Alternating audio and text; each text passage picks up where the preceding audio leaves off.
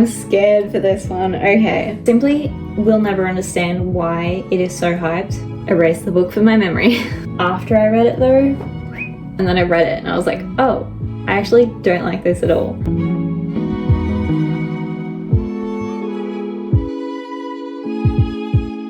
Hey everyone, it's Crystal and welcome back to my channel. So today I am going to rank all the young adult fantasy books that I've ever read. I was making this list and I think I've read a lot more than I have, and then I was like writing out the list and I was like, oh, that's all there is.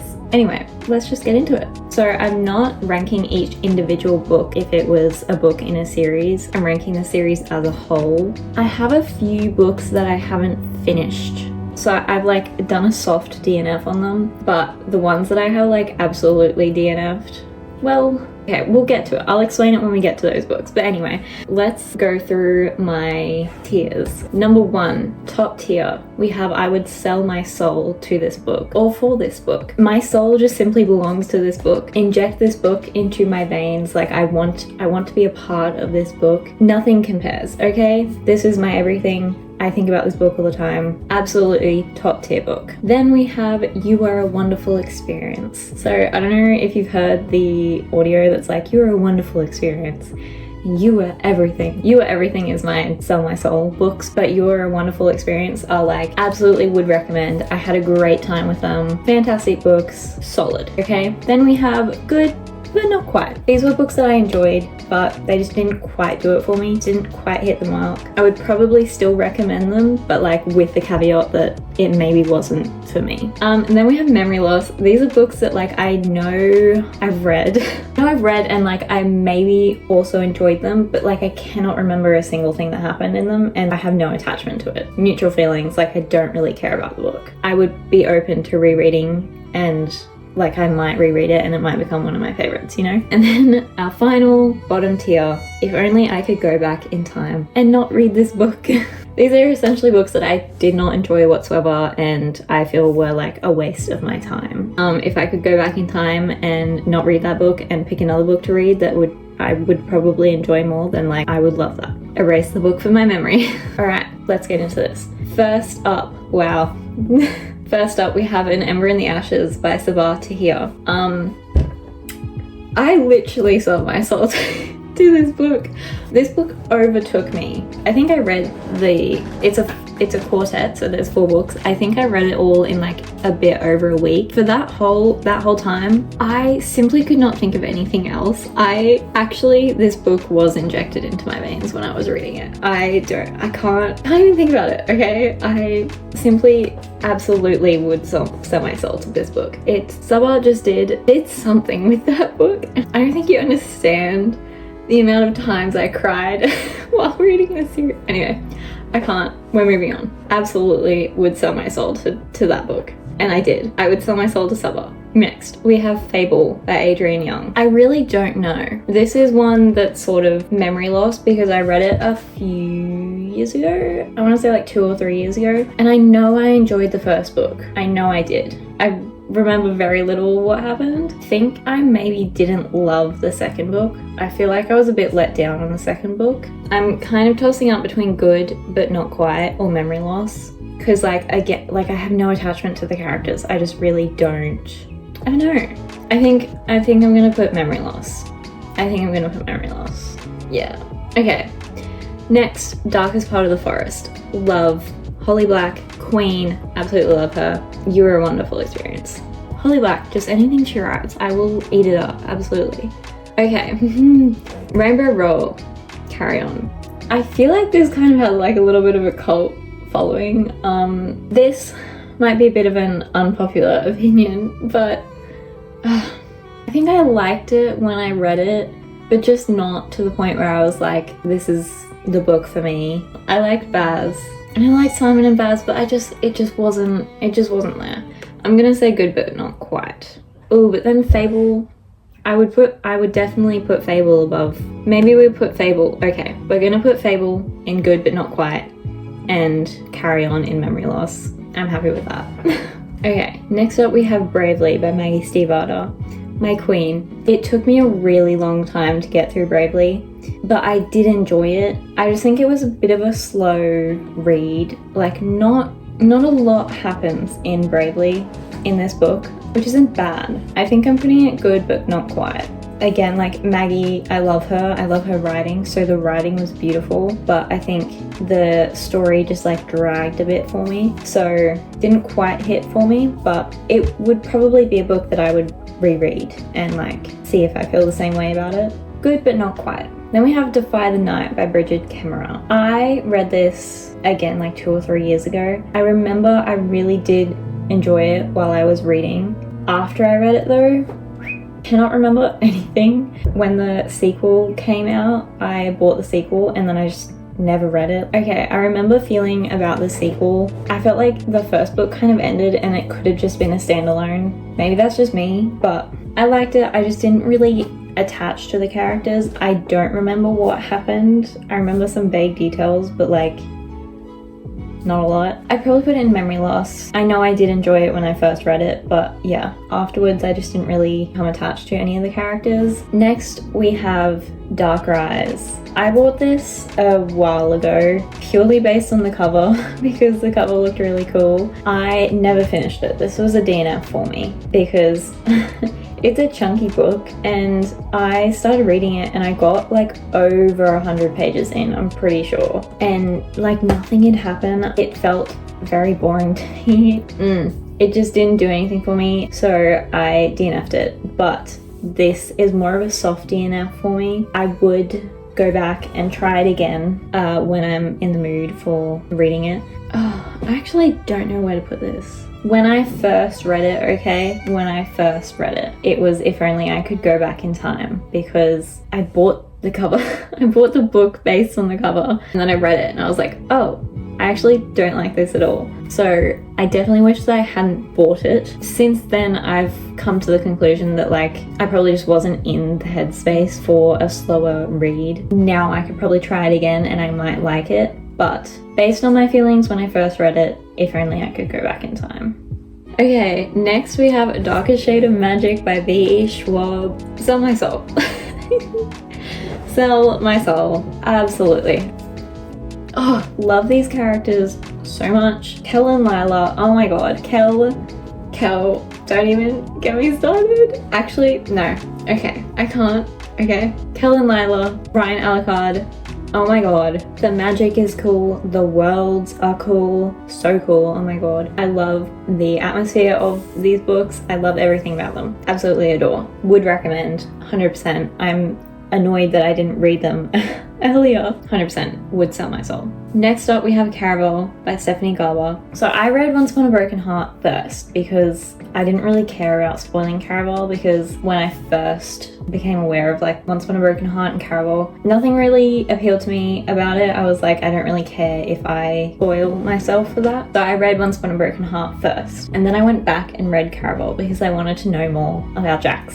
Caraval, the first book I really liked, which is I think an unpopular opinion because people seem to not like Scarlet. People seem to think that Scarlet is a boring main character, and that baffles me because Tella annoyed me so much. Scarlet is my girl. If people are coming after her, honestly, rude. I liked the first book. The second and third. The second was okay, but again, Tella just gets on my nerves. I love her, but at the same time, she makes such stupid decisions. I just can't. Girl. And then the third book, just what were we doing? I got so annoyed by the third book with the whole back and forth on and off between Legend and Tella. But the third book really let me down. I just progressively liked the series less as it went on.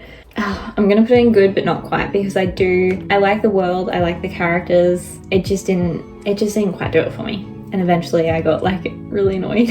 Oh, I'm scared for this one. Okay, next we have Legendborn. Just to preface, I don't dislike this book, okay? I know everyone loves Legendborn, okay? I think my lack of connection to this book is because I read it while I was like heading into a reading slump. I remember because like this was the only book that I read in December not last year, the year before. It was the only book I read like that whole month, and it just didn't hit for me. I will definitely reread the first book at some point and then read the next books in the series. Like, I think I enjoyed it while I was reading, but I just wasn't connected to it at all. The writing is good, the whole concept is good. I just think I was in the wrong headspace to be reading it. I also have no recollection of what happened in it. I'm gonna put it in memory loss. It could also probably fit in good but not quite, because I did enjoy it. It just didn't quite do it for me, but I think that was on me. Can you tell I'm scared of people coming after me? I plan on rereading it when I'm in the headspace for it, and hopefully it hits a bit more for me. But yeah, I think at the time I just wasn't there. Again, I have no recollection of what happened. Memory loss, good but not quite, legendborn. I keep saying legendborn. Legendborn. Okay.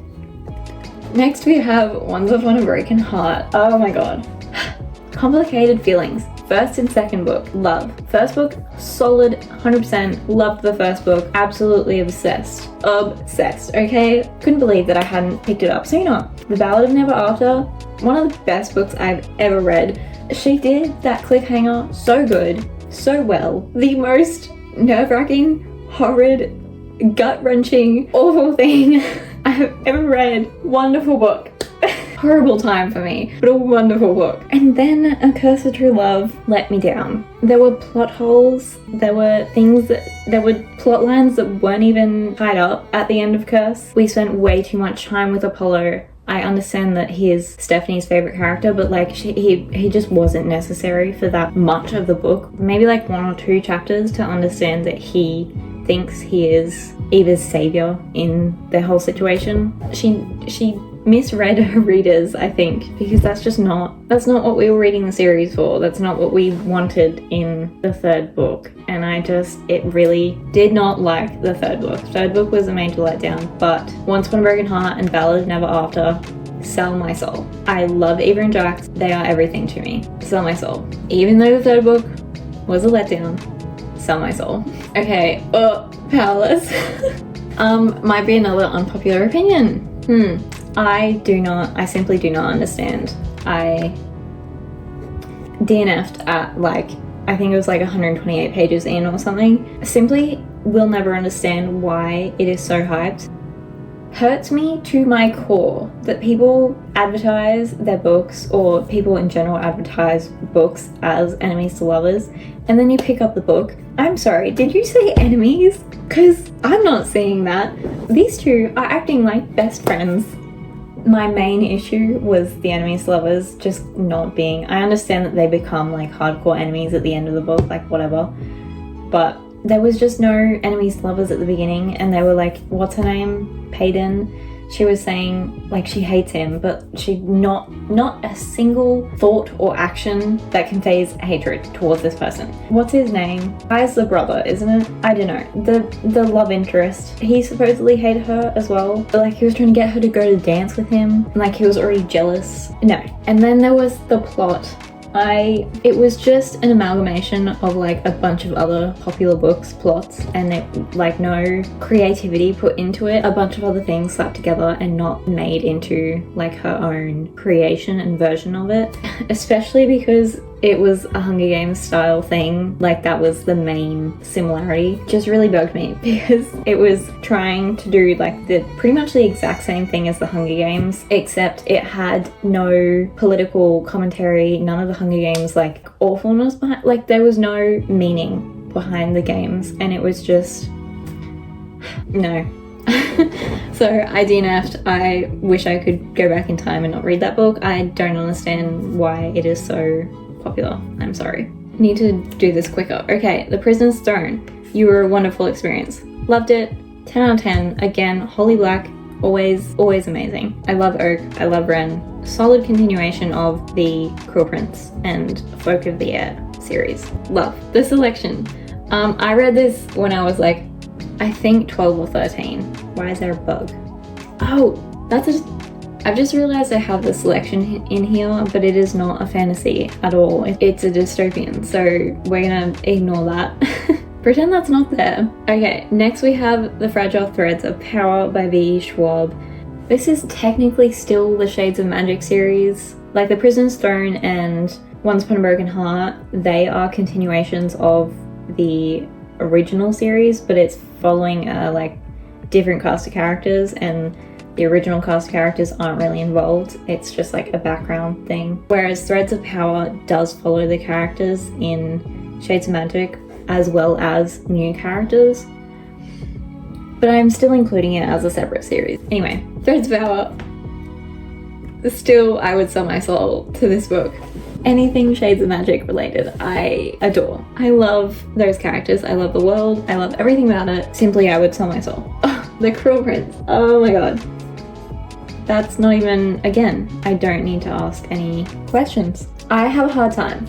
Percy Jackson is absolutely my favorite series, full stop, all the time, because it just has a lot of nostalgic meaning to me. So it's forever my number one, okay? And then I have like tied for second The Cruel Prince and one other series, which I'll get to. But technically, Cruel Prince is like my favorite series. I love the series. I love the characters, Jude and Cardan, everything to me. Absolutely adore. People who hate on The Cruel Prince brings out a primal rage in me. People who hate on like the first chapter is like there are no fish sticks in Fairyland or something like that. Have you no sense of fun? Jude is literally 8 years old. Anyway, Cruel Prince would sell my soul. Absolutely. Next up we have The Kiss of Deception, or the Remnant Chronicles. So, I mean, you can go back to I think my January and February wrap up, get some more of my opinion on that series, but I liked the first half of the first book, and then things just started getting really annoying for me. Hated the second book. I think I DNF'd the second book. Yeah, I don't think I got to the third book. It had a love triangle, except it was one of those love triangles where like there's obviously only one answer, and like not even from the reader's point of view, but like the main character was like, this is my person. I've already decided. Meanwhile, the other love interest still trying to get with her and like being offended that she doesn't share feelings back when she's already openly expressed to him that she doesn't share feelings. And that just took over so much of the book, and like we spent so much time with the other love interest that clearly wasn't going to be the one she ended up with, and it just icky like nice guy.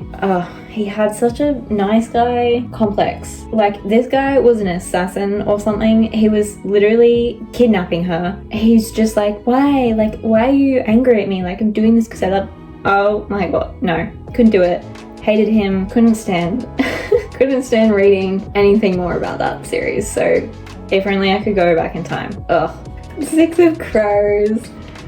There's literally no question. I would sell my soul. I would probably rank all the rest of these books above 6 of Crows for me personally. But every time I come back to the series, I just immediately stab through the heart. I just can't. I love the series. I love the characters. Leigh Bardugo did a wonderful job at writing all those characters and like complex characters, and they're just so rich and beautiful, and Kaz being like a mastermind, absolutely well written, because sometimes characters are written as being like really smart or whatever, and they never do anything that's smart. It's always like, okay, well that was an obvious answer, but Kaz like genuinely is a mastermind. 10 out of 10 series, would sell my soul. Next we have 6 Crimson Cranes. This book is complicated for me because I remember reading it. I picked it up because first of all, the cover is like the most beautiful cover I've ever seen. I always have the covers facing out on my bookshelf because they are so gorgeous. So first of all, I picked it up because of the cover. Second of all, the story obviously interested me. I remember reading it and like not being that invested in it. I wasn't super attached. And then the ending sobbed my eyes out.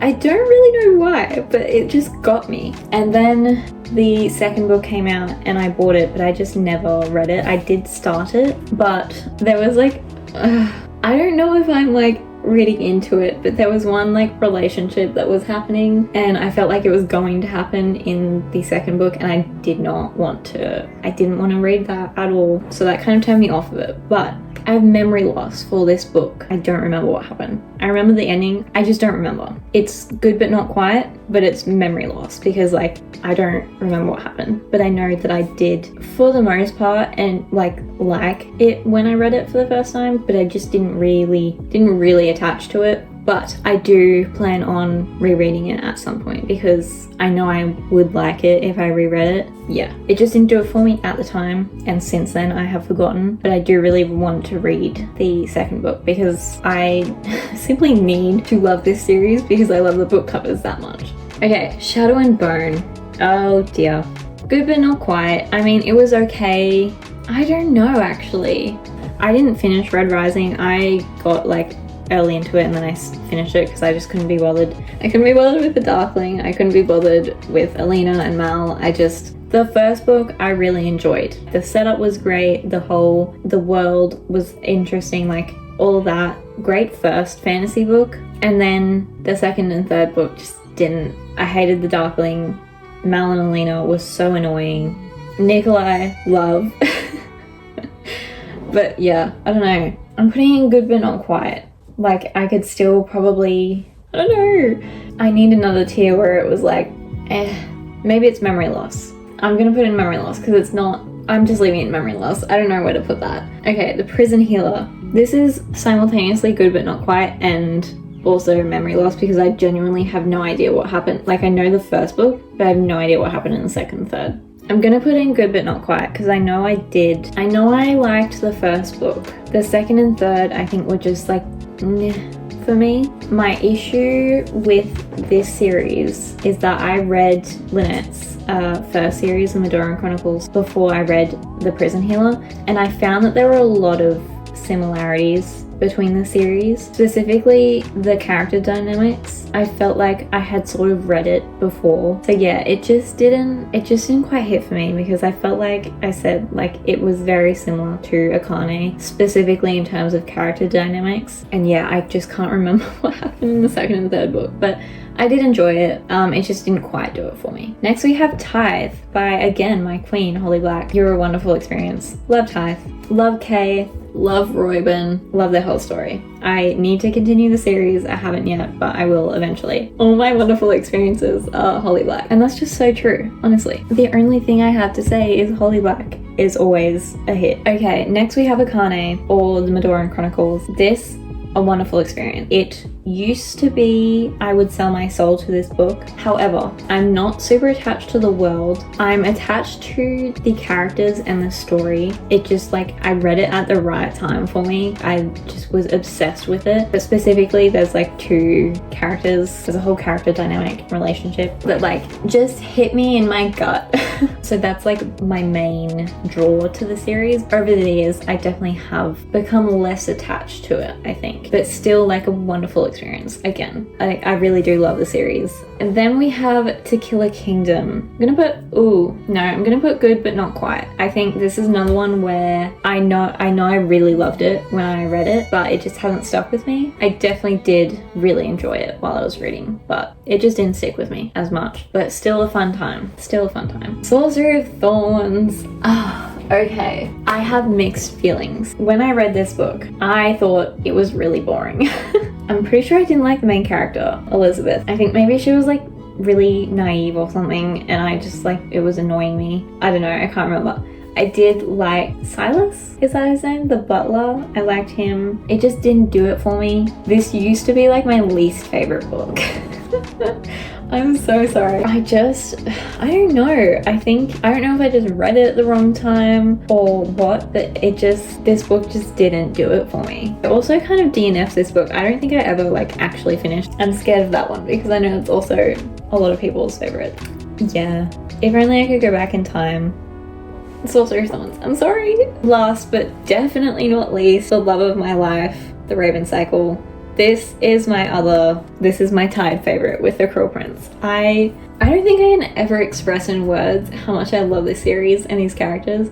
I was just thinking about this the other day. Maggie did such an incredible job at making the characters feel so real. Like every single one of the characters I can picture so clearly in my mind, and they are all so distinct, and like all of their personalities and like their interactions with each other feel so genuine. and the world and like the magic feels so magical. And like her writing style is like gorgeous, absolutely stunning. She also is like fantastic at capturing feelings, complex feelings. Stunning series, love, absolutely would sell my soul. That is my ranking. We're gonna ignore the selection down there because I don't understand why I put that in, because it's a dystopian. I don't know why I have so many in sell my soul, but like I'm happy with my sell my soul. But yeah, that is my ranking of all the young adult fantasy books that I have read. I need to get cracking. I need to read some more books. Let me know what your opinion is on these books, if you would rank them differently, if you agree with anything I said. I'm scared for some of these opinions. Anyway, that was my ranking of all the young adult fantasy books that I read. Let me know in the comments if you agree with my opinions, if you disagree, if there are any ones you would move, where you would put the books that you've read. I hope you enjoyed, and I will see you all next time. Bye!